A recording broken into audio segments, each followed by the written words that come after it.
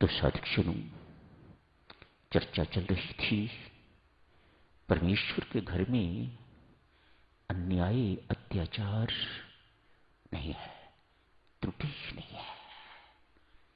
वह जो कुछ करता है उसकी करनी में बिल्कुल सच्चाई है। Nobody to challenge। आइए साथियों, सुंदरकांड के सौंदर्य का रस लेते हैं। हनुमान जी महाराज, दुनिया चले ना राम के बिना, राम जी चले ना हनुमान के बिना। ये सत्य ही है। हनुमान शब्द को तोड़ा जाए तो दो शब्द बनते हैं, हनुमान। जिसने अपने मान का हनन कर दिया पूर्णतया वह हनुमान। जिसे यशमान की चाह नहीं वह हनुमान। अपने जीवन में इतना कुछ किया है, अभी भी कर रहे हैं, करते रहेंगे, लेकिन किसी बात का बोझ अपने ऊपर नहीं लिया कि मैंने कुछ किया है। उनकी सबसे बड़ी सर्वश्रेष्ठ उपलब्धि नॉन डूअरशिप, अकर्तापन।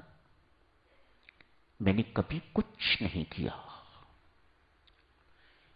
मैं तो मात्र कठपुतली अपने राम सूत्रधार के हाथों। जैसे उन्होंने नचाया मैं नाचा। मैं यंत्र, मेरे राम यंत्री। मैं मात्र एक खिलौना उनके हाथ का। दोनों संतों ने, महर्षि वाल्मीकि एवं तुलसीदास जी महाराज ने, एक सी तुलना की है हनुमान की। आज आपने पढ़ा हनुमान जी कैसे जाते हैं जैसे राम जी का अमोघ तीर।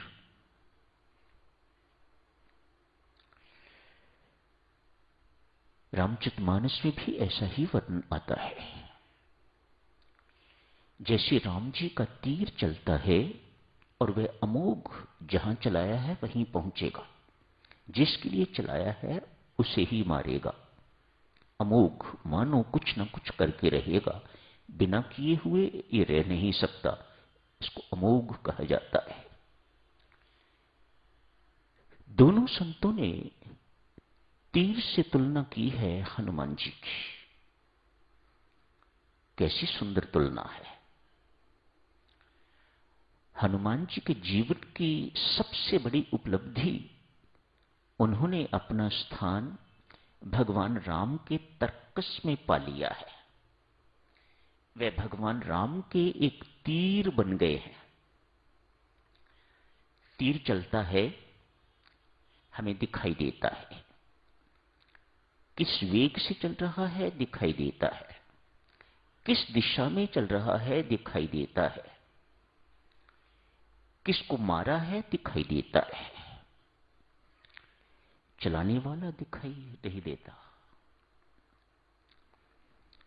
हनुमान जी महाराज कहते हैं मैं ऐसा ही तीर हूं।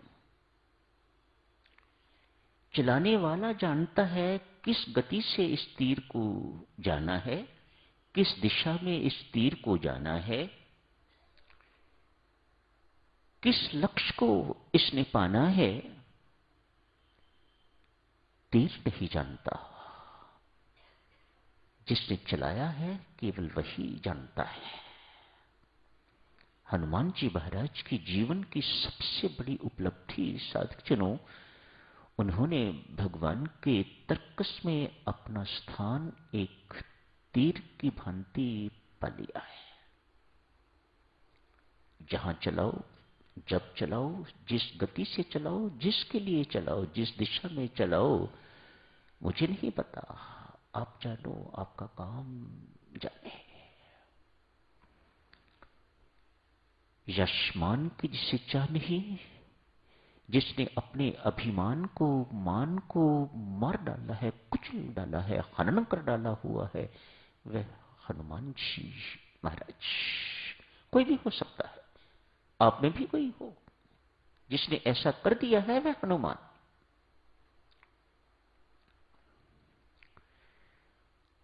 आओ देखें साधुजनों,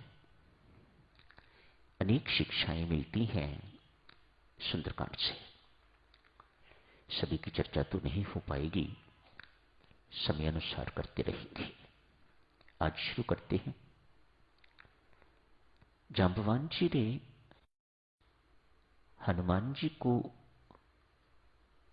उनके जन्म से लेके तो आज तक जो घटनाएं घटित हुई हैं, उन सब के माध्यम से वह सब सुना के तो हनुमान जी महाराज को प्रोत्साहित किया है।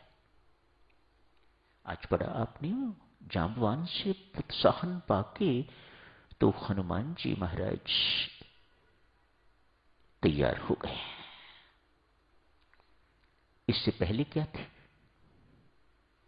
सबके सब मुंह लटकाए हुए सागर के किनारे चिंता में मगन बैठे हुए हैं, एक हनुमान जी को छोड़ के। हनुमान जी महाराज ने कभी जिंदगी में चिंता नहीं की। हनुमान जी जो ठहरे चिंता दूर करने वाले हैं, कभी चिंता नहीं की। जैसी सीता मां की खोज की चिंता बाकियों को है, ऐसी ही चिंता हनुमान जी महाराज को भी होनी चाहिए, होगी, लेकिन वे चिंतित नहीं है। वे कहीं दूर बैठे हुए चिंतन कर रहे हैं। अपने जीवन से पहली शिक्षा देते हैं, चिंता का विषय कितना भी बोझल, कितना भी भारी क्यों ना हो, चिंता किसी भी समस्या का समाधान नहीं है। चिंतन करो, उस समय आप शांत होवोगे, उस समय मन निश्चल होगा। निश्चल एवं शांत मन ही परमात्मा के मन के साथ तदात्म कर सकता है। दूध दूध के साथ ही मिलेगा। कोई और तरल पदार्थ दूध के साथ मिलेगा तो वह दूध को दूध नहीं रहने देगा। दूध को यदि दूध रहना है तो मिलने वाला भी दूध ही होगा, तो दूध दूध रहेगा। हनुमान जी महाराज कहते हैं, शांत एवं निश्चल मन इज ए प्रीरेक्विजिट।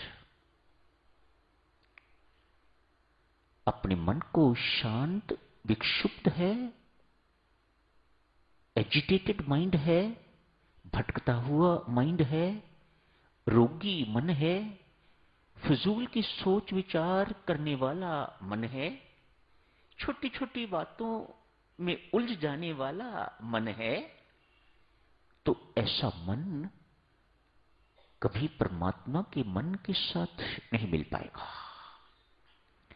मुझे जाना है साधुजनों, यहीं समाप्त करने की इजाजत दीजिएगा, फिर करेंगे आगे की चर्चा।